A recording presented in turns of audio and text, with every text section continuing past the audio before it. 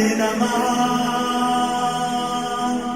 हरे हराये नमः। हरे कृष्णा। आज हम भगवत गीता अध्याय 7 श्लोक नंबर 10 सीखेंगे। चलिए शुरू करते हैं। बीजम माम सर्वभूतानां विद्धि पार्थ सनातनम बुद्धिर्बुद्धिमतामस्मि तेजस तेजस्विनामहम। चलिए अब हम इसे धीरे धीरे बोलकर समझते हैं। बीजम माम सर्वभूतानां विद्धि पार्थ सनातनम बुद्धिर्बुद्धिमताम् अस्मि तेजस तेजस्विनाम अहम। अब हम इसे फिर से गाते हैं। बीजम माम सर्वभूतानां विद्धि पार्थ सनातनम बुद्धिर्बुद्धिमताम् अस्मि तेजस तेजस्विनामहम। अब हम देखते हैं भगवान श्री कृष्ण इस श्लोक में हमें क्या बता रहे हैं। हे प्रथापुत्र, ये जान लो कि मैं ही समस्त जीवों का आदि बीज हूँ, बुद्धिमानों की बुद्धि तथा समस्त तेजस्वी पुरुषों का तेज हूँ। हरे कृष्णा। चलिए अब हम प्रभु जी से इस श्लोक के बारे में और अच्छे से समझते हैं। हरे कृष्ण। तो भगवान श्री कृष्ण बता रहे हैं आगे 3 और प्रमुख बातें कि भगवान कहाँ कहाँ पर नित्य मूल रूप से विद्यमान है, या जब भी उनको देखें तो हम कैसे भगवान श्री कृष्ण से जोड़ सकें। तो यहाँ पर बोला बीजम माम सर्वभूतानाम। भगवान श्री कृष्ण है आदि बीज, जिनसे सब कुछ जड़ और चेतन प्रकट होते हैं। पर यहाँ पर एक शब्द का प्रयोग किया गया, सनातनम। सनातनम का मतलब हमेशा रहने वाला। जब हम लोग घर में कुछ उगाते हैं तो बीज डालते हैं, तो बीज कुछ समय के बाद में एक पौधे के रूप में परिवर्तित हो जाता है। मतलब अब आपको बीज नहीं मिलेगा, वहाँ पर बीज की जगह वो पौधा आ चुका है। पर यह संसार की बात है। तो यहाँ पर जो भगवान श्री कृष्ण बोल रहे हैं, अहम बीज, जो बीज है तो ये कैसा है, सनातनम। भगवान श्री कृष्ण से इतने सब चीज़ें उत्पन्न होती है, पर उनका अस्तित्व वैसा का वैसा रहता है।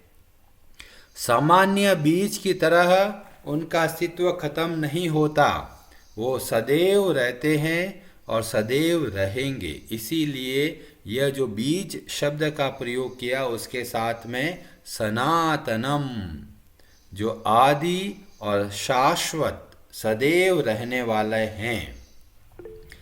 और ब्रह्म संहिता में जो प्रथम श्लोक आता है उसमें भी ऐसा ही बताया गया, ईश्वरः परमः कृष्ण सच्चिदानंद विग्रह अनादिर आदिर गोविंद सर्व कारण कारणम। तो इसमें 4 बातें बताई गई। परम ईश्वर कौन है? कई लोग भ्रमित होते हैं, कोई बोलता है परमेश्वर यह है, परमेश्वर वह है।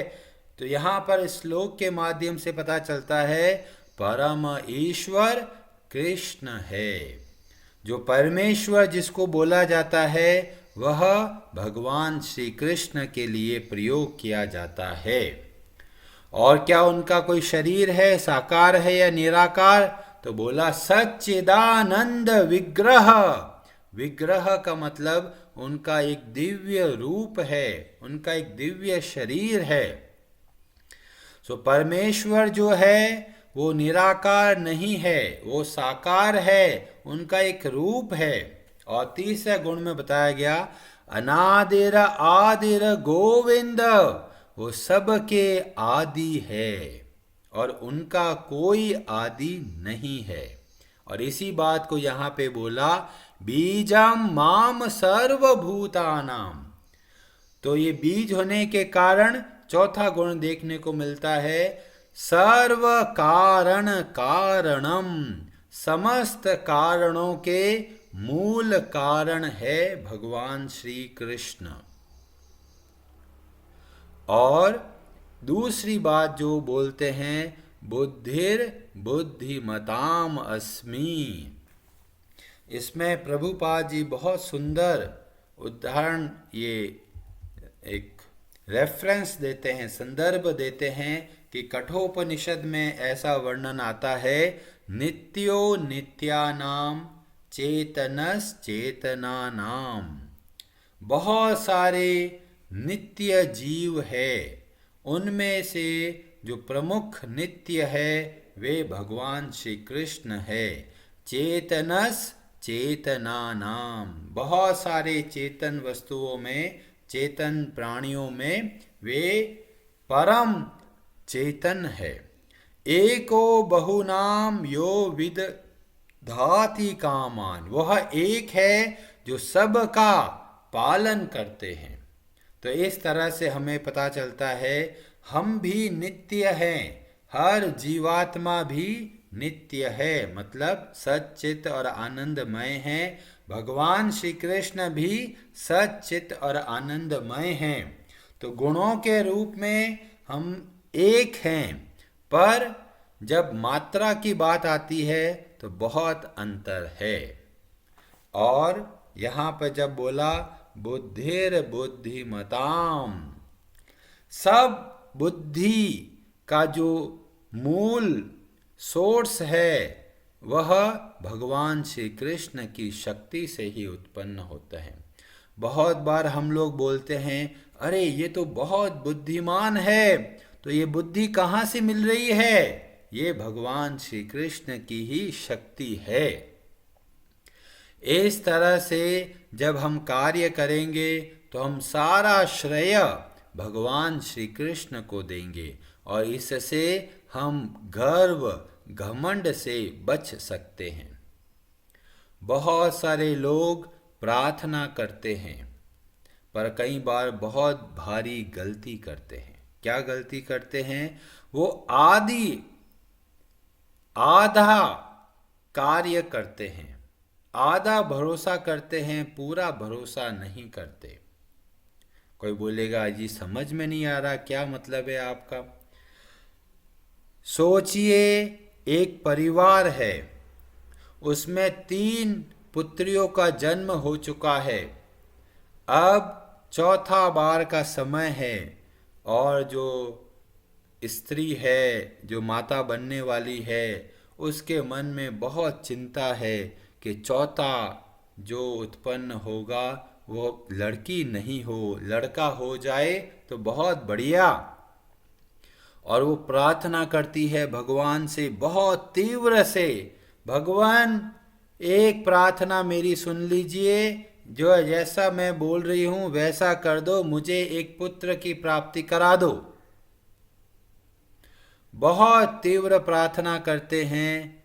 अब 2 परिणाम मिल सकता है, या तो पुत्र की प्राप्ति हो जाए, और जब पुत्र की प्राप्ति हो जाए तो परिवार की खुशी का कोई ठिकाना नहीं, बहुत प्रसन्न है और बोलते हैं भगवान की बहुत बड़ी कृपा हुई है, यहां तक सब कुछ बढ़िया चल रहा है। अब मान लीजिए उनको पुत्री प्राप्त हो गई, अब उस स्त्री का भगवान के प्रति कैसा व्यवहार होगा, ये बहुत विचारणीय है। उनको ऐसा लगेगा भगवान ने मेरी प्रार्थना स्वीकार नहीं करी, पर वास्तव में ऐसा कभी नहीं होता कि हम कोई प्रार्थना करें और भगवान हमारी प्रार्थना को नहीं सुने। आप खुद अपने जीवन में सोच के देख सकते हैं कि आपने कितनी सारी प्रार्थनाएं करी और उसमें से कौन कौन सी प्रार्थनाएं पूरी हुई और कौन कौन सी प्रार्थनाएं पूरी नहीं हुई। जब प्रार्थना पूरी नहीं होती उस वक्त हमारे मन में क्या विचार चलता है, वो उससे हमें पता चलता है कि हमने भगवत गीता कितना सीखा है। बहुत सारे लोग तो सर्वप्रथम भगवान को दोष देंगे कि भगवान आपके लिए इतने मंदिर में गए, इतनी पूजा करी, क्या मेरी एक इच्छा भी पूरी नहीं कर पाए आप? कई लोग भगवान को दोष देते हैं, कई लोग तो भगवान को छोड़ देते हैं। अरे ये तो सुनते ही नहीं, छोड़ो, किसी और के पास चलते हैं, चलो अगली बार भगवान शिव से प्रार्थना करेंगे। वहां से भी प्रार्थना पूरी नहीं हुई, अरे छोड़ो, चलो देवी वैष्णो देवी की प्रार्थना करेंगे। तो बोलते हैं ऐसा जो चरित्र है वह चरित्रहीन वैश्या स्त्री की तरह है, जो अपने पति को छोड़कर अन्य लोगों की और अपने हाथ फैलाती है।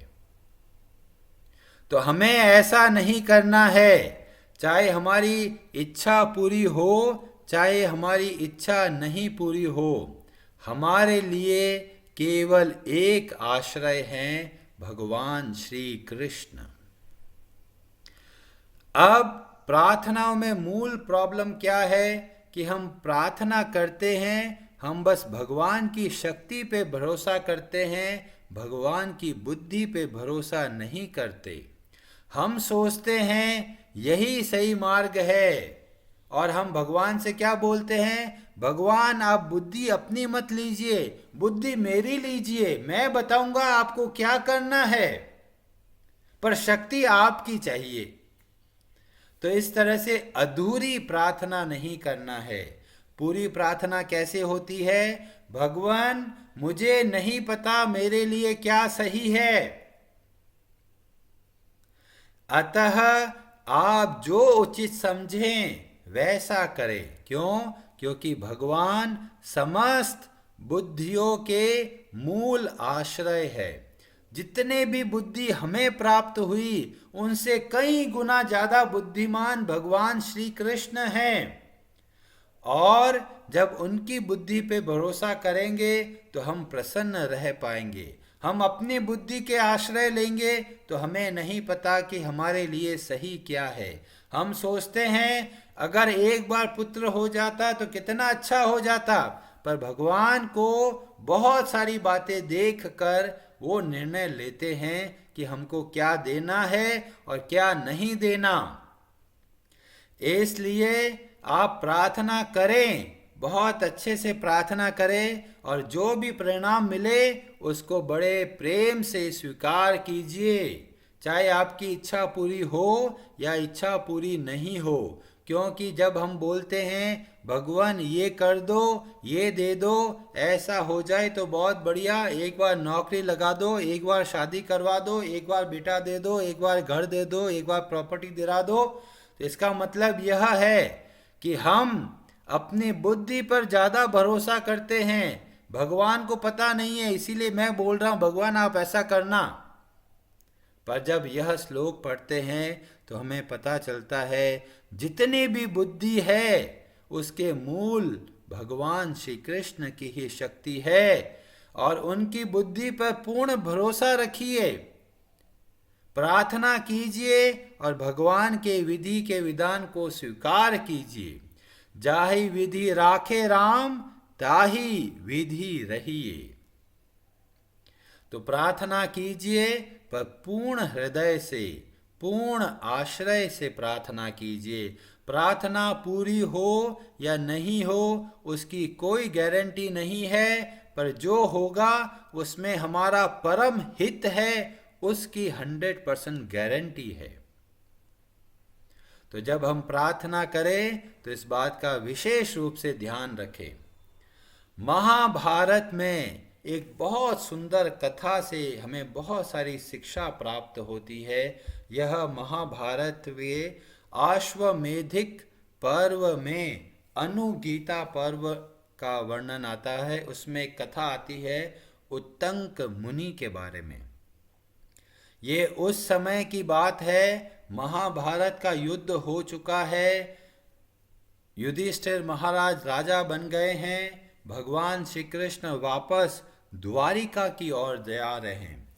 हस्तिनापुर से द्वारिका के रास्ते में एक मरुभूमि आती है, जो आजकल राजस्थान जिसको बोलते हैं। तो भगवान श्री कृष्ण उस रास्ते से द्वारिका की ओर जा रहे थे। बहुत रेगिस्तान था, बहुत गर्मी, बहुत प्यास और ऐसे वाला जो वातावरण था वह है। वहाँ पर भगवान श्री कृष्ण को उत्तंक नाम के ऋषि मिलते हैं और ऋषि उत्तंक पूछते हैं, उनको पता नहीं है कि महाभारत में क्या हुआ, तो ऐसे ही पूछते हैं भगवान श्री कृष्ण से कि क्या क्या हुआ।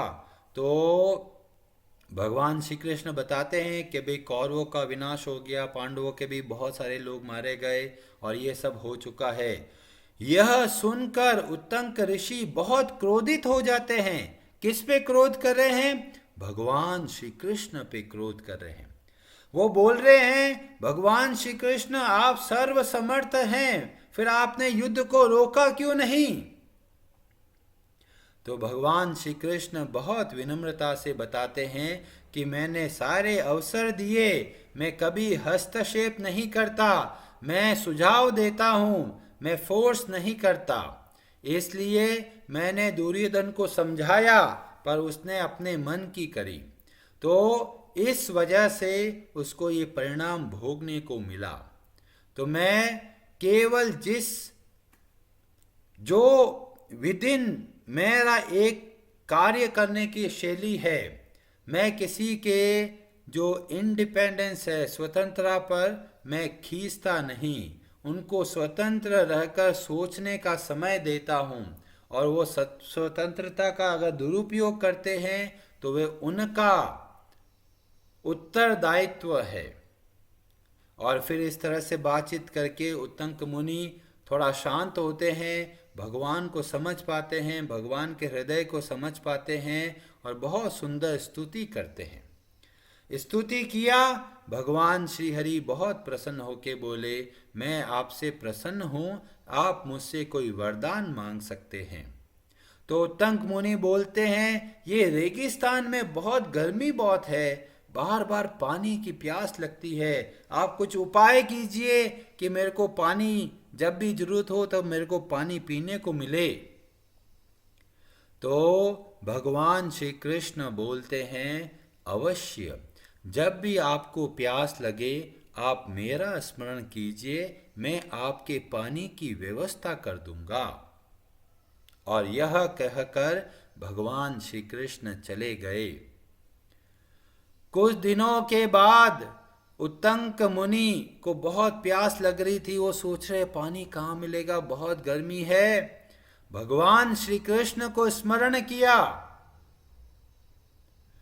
इतने में ही एक ऐसा गंदा सा व्यक्ति जिसको चांडाल बोलते हैं वह दिखा। उसके पास 4-5 कुत्ते होते हैं, बहुत ही गंदा शरीर होता है, कई दिनों से नहाया हुआ नहीं होता, ऐसा होता है, और पूरे शरीर में मैल लगा हुआ होता है और उसके पास पानी होता है। और वो चांडाल पास में आके बोलता है, आपको पानी की प्यास लगी है, ये लीजिए पानी। उत्तंक मुनि देखते हैं, अरे ये तो बहुत गंदा व्यक्ति है, इसका पानी तो मैं नहीं पीऊंगा। वो चांडाल बोलता है, पानी ले लीजिए, आपको बहुत प्यास लगी है। और उत्तंक मुनि बोलते हैं, नहीं मुझे पानी नहीं चाहिए, आप चले जाइए। ऐसा बोलते ही वो चांडाल अदृश्य हो जाता है। जैसे ही चांडाल अदृश्य हुआ, उत्तंक मुनि सोच में पड़ गए, अरे भगवान श्री कृष्ण ने मुझे ठग लिया।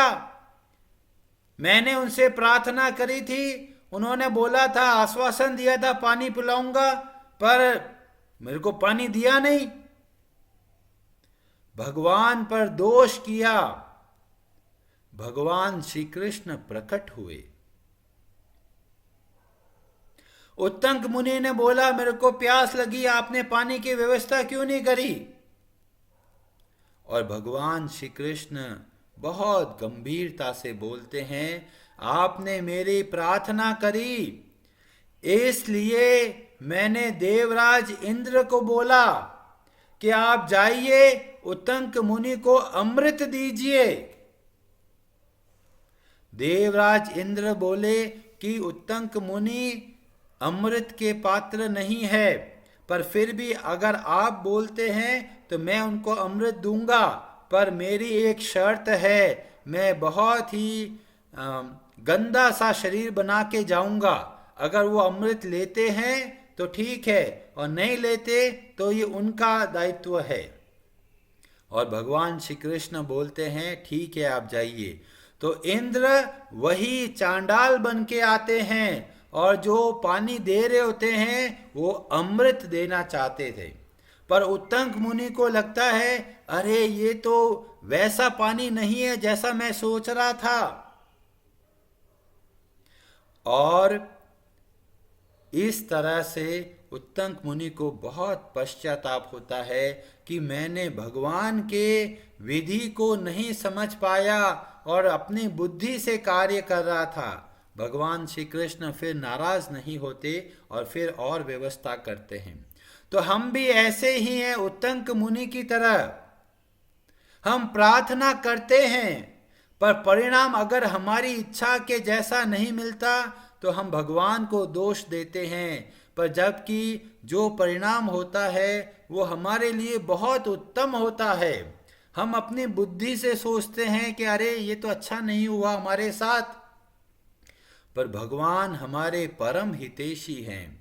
और इसलिए जब भी आप कुछ प्रार्थना करें, भगवान पर पूर्ण आश्रय रखें। बुद्धिमानों की समस्त बुद्धियों का आश्रय भगवान श्री कृष्ण है। और जब आप भगवान के भरोसे सोते हैं तो आप निश्चिंत रह सकते हैं। क्यों? क्योंकि भगवान श्री कृष्ण की बुद्धि हमारी बुद्धि से कई गुना बड़ी है। उनको पता है हमारे लिए सर्वोत्तम क्या है। इसलिए आप पूर्ण हृदय से भगवान से प्रार्थना करें, और जो भी परिणाम मिले, चाहे आपकी इच्छा के अनुरूप हो या चाहे आपकी इच्छा के विपरीत हो, फिर भी उसको भगवान का कृपा समझ के उसको स्वीकार कीजिए। ये जो महाभारत, रामायण, इनमें जो कथाएं आती हैं वो बहुत सारे जीवन की शिक्षाएं हमें बताती है। आप केवल कथाओं तक सीमित मत रहिए, विचार कीजिए कि हम कहाँ गलती करते हैं और हम कैसे उस गलती को सुधारें। हरे कृष्णा जी, आप सबका बहुत बहुत धन्यवाद। हरे हराये नमः।